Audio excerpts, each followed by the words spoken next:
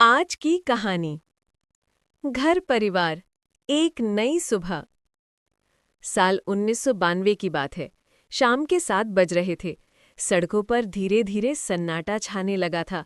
मोहल्ले के ज्यादातर घरों में टीवी पर बस एक ही चैनल चलता था, दूरदर्शन।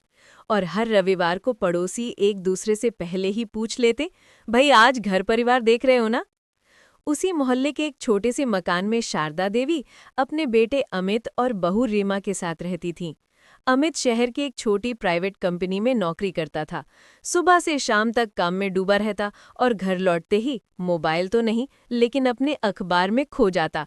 रीमा घर के सारे काम संभालती, पर दिल में कहीं ना कहीं एक टीस रहती। घर में बातें कम, चुप्पियां ज्यादा हैं।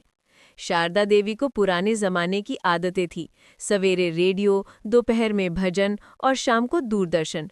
वो हर रविवार शाम को पूरे परिवार को बुलाकर कहती, चलो सब बैठो, घर परिवार शुरू होने वाला है। ये कोई नाटक नहीं, जीवन का आईना है।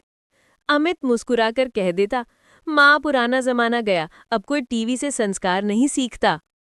रीमा कुछ नहीं कहती, बस चुपचाप टीवी के पास बैठ जाती। उस दिन घर परिवार में एक एपिसोड आया, बूढ़े माँ बाप का घर में स्थान।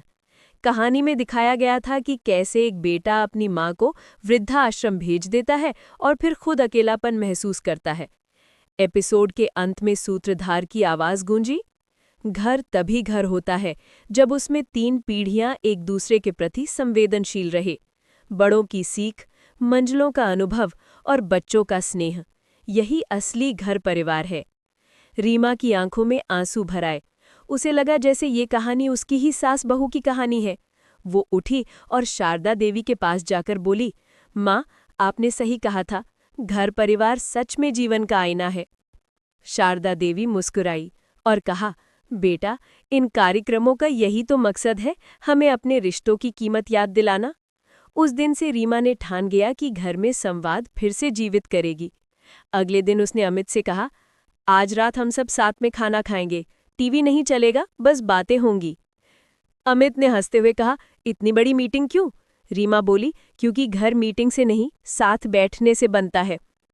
धीरे धीरे उस छोटे से घर में बदलाव आने लगा।